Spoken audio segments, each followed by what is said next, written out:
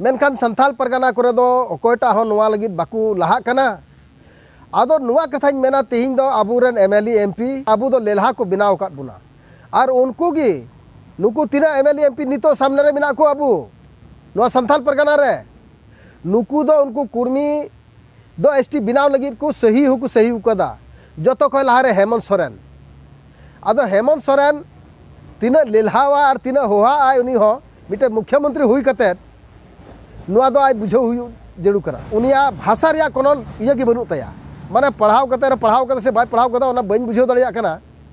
जे जहां गी सही हुकुआ ओना इयाते नोडा तेहिñ नुकु तीना एमएलए एमपी मिना को संथाल परगना रे नुकु दो चे लेका नुकुआ पुतला दहन हुआ और नुकु दो नेपाल रे चे लेका हुई लेना उनका लेका चिकाई हुआ तबे यानी कि नुकु को बुझाव जामा और बखाय दो आबू दो नोंकाते लेलहा को बिना बुना आदो नुआ कथाñ मेना जे जहां गी एसटी को बिना आदो उनको सुक्री जिल जम पे तबे यानी कि आप एसटी पे बिना ओना इते इन समय समय रे रोड बड़ाया जे आबू दो तेहिñ नुआ संथाल परगना रे ताहन लायक दबुन बांग कना आबू दो ओना पश्चिम बंगाल ओना गडिया पिंढे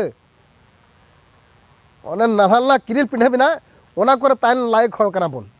चिदा ते आबो नोडे लायक हर दबुन बांग कना